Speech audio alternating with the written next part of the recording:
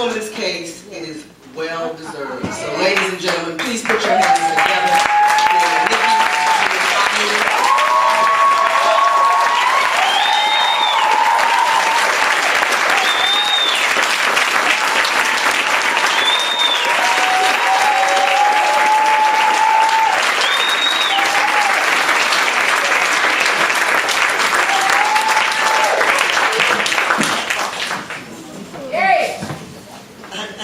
If I had known it was as much ice and Dallas, I might not have. We came in like DFW, you know, like 10 miles an hour, you know, boom, boom. I didn't mind 10 miles an hour, you know, I know you slow down on ice. It was, and I'm not laughing at Texas drivers, don't misunderstand, but it was those people that, you know they were on the phone, Mars, ice out here, I better hurry home, you know, and you knew they were going to hit somebody, and usually we get hit, you know what I'm saying? But I do thank you all for coming out. Well, it's weather, so it's no big deal. I gotta go to Minneapolis, but the difference is, of course, they understand that it's ice. And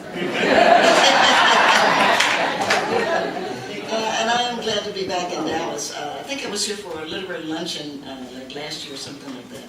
And it's always nice because Dallas is a big, you know, I looked you all up, by the way. And yeah, because you were an invented city. Right. You know, most cities, because they're on the water or they're someplace important, you know, but I said that poorly, but you know, they created Dallas. And so, of course, that gives Dallas, I think, responsibilities. And in terms of, if you're going to create something, then you have a responsibility to keep making it better and better. And of course, Dallas is incredibly important to Texas, as you well know, and Texas is important to the world. And so I mean, that's true. So it is important that, you know, peace and love and happiness and things like that come in. And it's important that we do a lot more. I just love I was sitting there listening to the poets, you know, and it's really funny because I could listen to the full review.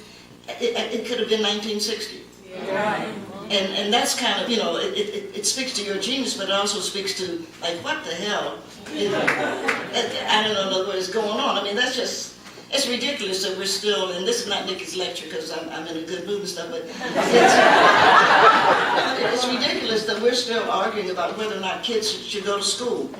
When we have unemployment at the rate that we have college graduates at the rate that we have, but why don't we hire? And I don't mean this is not about Texas, this is about the world. Yeah. But then I get a little upset with the president because I saw him today, he was at American University having a discussion.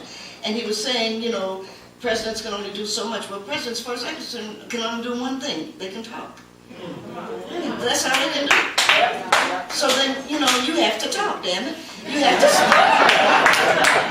No, I mean, you know, they got no power, not in any real sense of the word, you know. So then what you do is you say, this is my vision, and somebody says, well, we don't like it, and say, this is my vision, because that's what you do. You can command a television, a radio, what is that thing people do, tweet? Internet-y kind of things. You can put something out there that says, some of this is crazy. It's crazy that we have so many people in jail. That's just an insanity. Jail should be closed down. And we should hire the people who used to be and then to destroy them. And that'll be the first job that they had. I need to take that out of my mind. I really do. Thank you. And I mean, you know, and you think, well, Nikki's being quick-sighted. I'm not being quick-sighted. I just can't afford to be afraid of everybody. Right. And I certainly can't afford to be afraid of every black man that I see. Yeah. Right. That just doesn't begin to make sense, because the logic of that would be, as a black woman, I'm afraid of every white man. What kind of sense does that make? You can't, right? If white women run, ooh, I'm scared of black men, then black women have to go, ooh, I'm scared of white men. And what does this do for anybody? Nothing. And so, you know, I know that the president, you know, passes for color, but I just haven't seen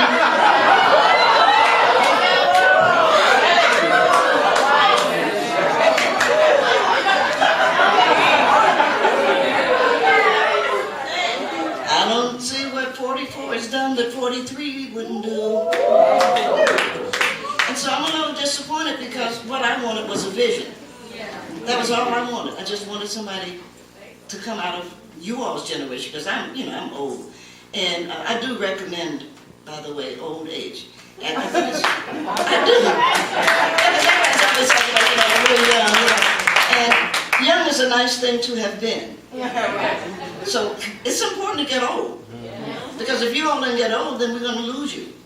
You see what I'm saying? So you have to grow old, and you have to remember things, and you have to cook, and you have to, talk. Oh, that's really, and of course we're here in Dallas, so you ought to become the culinary capital, and that's a good idea.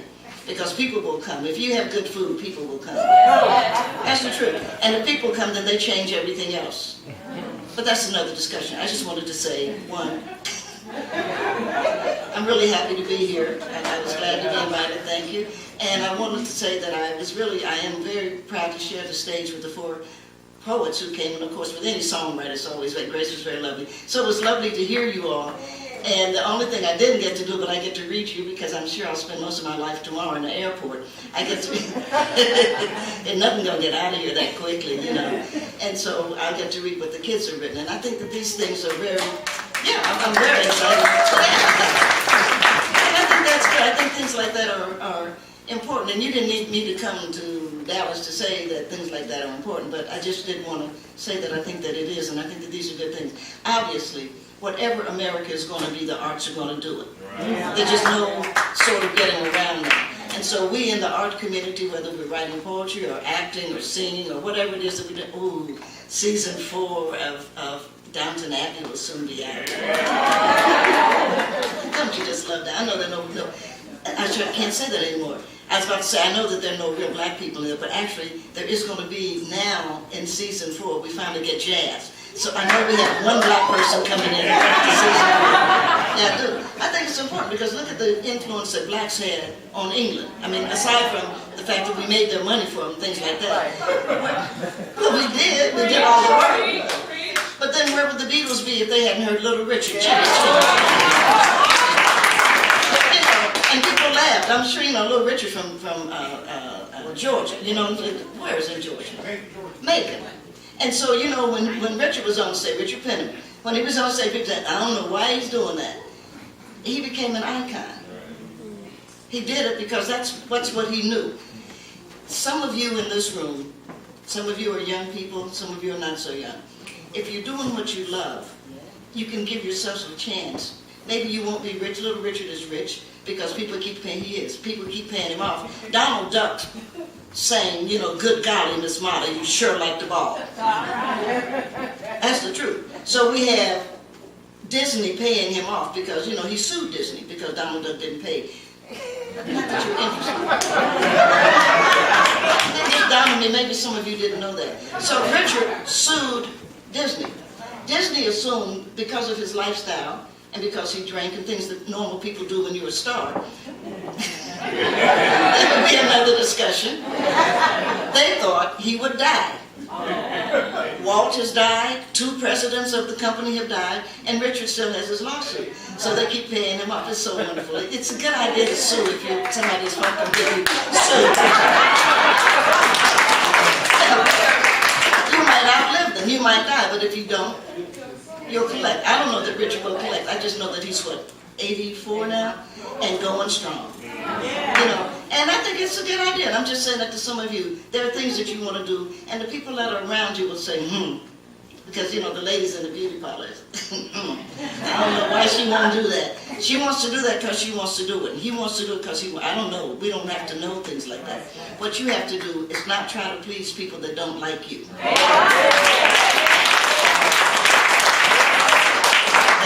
I just think that's so important because so many people spend so much. I read, the second thing I read, the first thing I read in the morning is whose birthday. Yeah, it's because I'm interested to see who's still alive. You look around. You're always being amazed, like, damn, he's still alive. That's the truth. And I'm interested in who's older than I am. So any of those days that they start in the 60s, I don't read any further. Because I'm 70, so I want them to start at least 90, and bring it on down. And the next thing I read is Dear Abby. And everybody, you got to read Dear Abby because it's crazy. People are it is. It makes you feel so wonderfully sane. People write in yesterday, my mother's not speaking to me. Forget that bitch.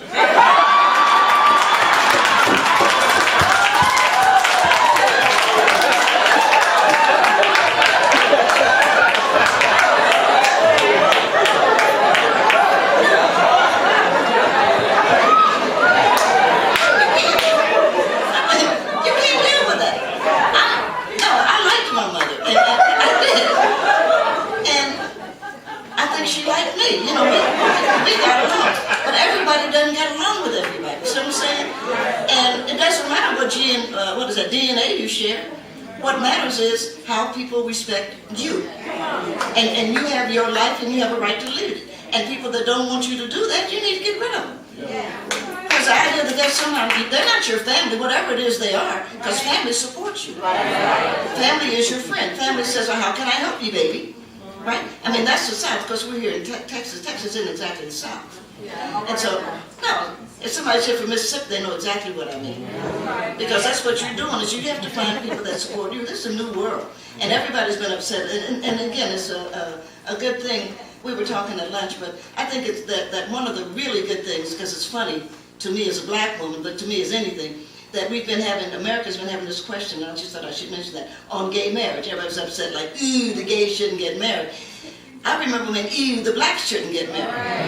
Then I remember when the blacks couldn't marry the whites. When you said they couldn't have sex, you said they couldn't marry. Because you can look around any room and know that they had sex. And so now we're to the point that it's like there's a group of people have nothing else to do but decide, well, who can't get married? And that's crazy. Of course gays should get married. Anybody crazy enough to get married, why shouldn't they? What's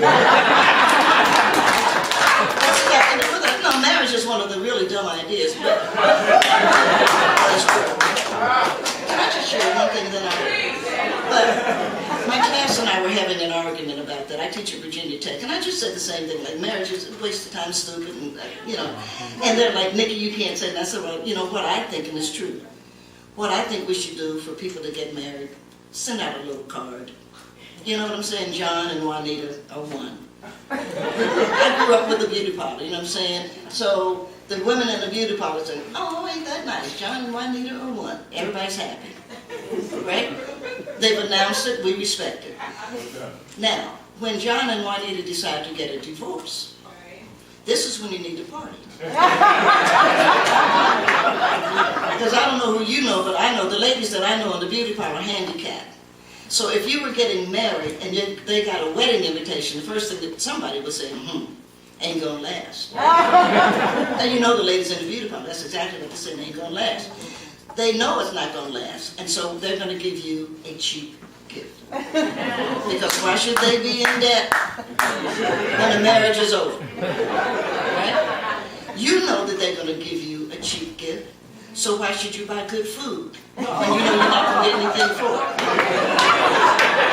And cheap alcohol. We know these things. I'm right about this. If we just announce that you're one, then you're happy. As you get a divorce, you now send your invitation. You are kindly invited to the divorce of John and Juanita. It's pretty. The ladies in the beauty parlor know that the divorce will probably last. So they don't mind going into debt. And they say, well, if John ain't going to be around, Juanita probably need a bride more. So,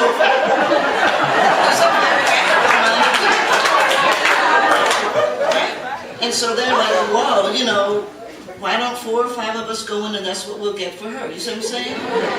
They know that Juanita's around, so John's going to have to cook, so they go in and get all clad. You see what I'm saying? They do some really lovely things. It's important for the couple breaking up because usually these things are acrimonious. And you get a divorce, everybody's mad, but now they have to have a divorce party. So instead of them just separating, they now have to come together to say, well, babe, the marriage didn't make it the way we thought it would, but we're going to have the best divorce party. All right. They now look good. They come up in their limousine, they come up together. The friends don't have to make any decision because they're getting along. So the friends don't have to decide whose side they're on. You see what I'm saying? And the friends come, everybody eats good food, drinks good things, the gifts are beautiful. And at the end, they say, well, I'll be seeing you around, baby. Okay, give me a holler. They say that, and everybody's happy. Doesn't that make more sense?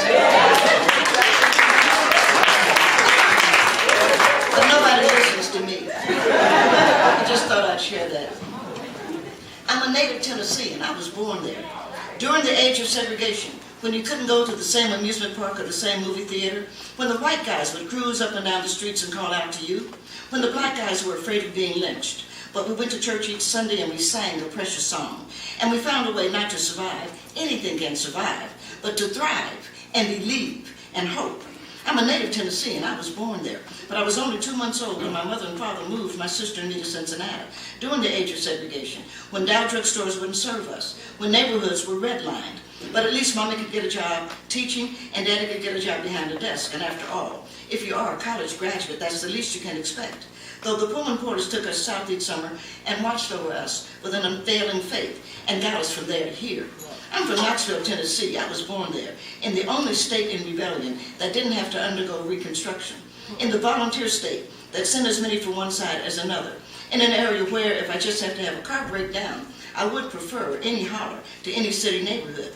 But there was no work and no way, and the chronic anguish that flared would chase us to Ohio. We were not liars crossing the river, just 4 people, 2 in love and 2 who were loved, who needed to put a rest to the rage. But the rage stayed, and someone had to go. I chose me, but I was born there, so the going was a-coming. I'm a native Tennessean. I take no joy in Davy Crockett nor Jim Boyd. They were wrong to be at the Alamo. They were wrong to fight for the left. I love James Agee. I loved Thunder Road, though I, a native Tennessean, was not allowed to play a bit part when the crew came to town to film the movie. Ingrid Bergman and Anthony Quinn came to take a walk in the spring rain. And despite it all, I like Andrew Jackson. At least he knew the big guys were wrong. I'm a native Tennessean. I graduated Fisk University in Nashville. I know that the freedmen paid for that school. Nobody gave them anything. Pennies and nickels and prayer and determination. The freedmen paid for it, and many others. I know the American Missionary Society took the money the Jubilee Singers made to save Fisk and used it for other purposes. I know the American Missionary Society was wrong. I was educated by the singers of those songs. I love those songs. How could I not love Nashville? How could I not love Dinah Shore, who invited the Jubilee Singers to sing at the Grand Ole Opry, then had to hear those rumors? She sang on, sang until she saw the USA in her Chevrolet. I once saw her on a plane. I was going to the cabin. She was in first class. I said, hey. She smiled and said, hey, back. When I got Georgia on my mind, I rode the Chattanooga Choo-Choo to Lookout Mountain. I saw Memphis and was enchanted. From the mighty Mississippi gracefully turning all red to Bill Street beats at midnight. All those blues from so many bloods decided to turn my blues to Memphis gold. W.C. Handy, Bobby Blue Bland, B.B. King, the late, great Johnny Ace, stacks and stacks of music, American music. The Athens of the South held Tennessee music, but Memphis put the tears to the lonely and crossed over. Everybody wants to rock to my rhythm. I am Memphis. I heard the shots that took Martin. I know who killed the king. I'm a native Tennessean. I know what it is to be free. I am singing the country blues. I am whittling a wooden doll. I am underground mining coal. I am running moonshine. I am a white boy with a banjo, native to West Africa. I am a black boy with a twang, native to the hills. I am smart. I am cool. I am unafraid. I am free. Yeah, I'm a native Tennessean.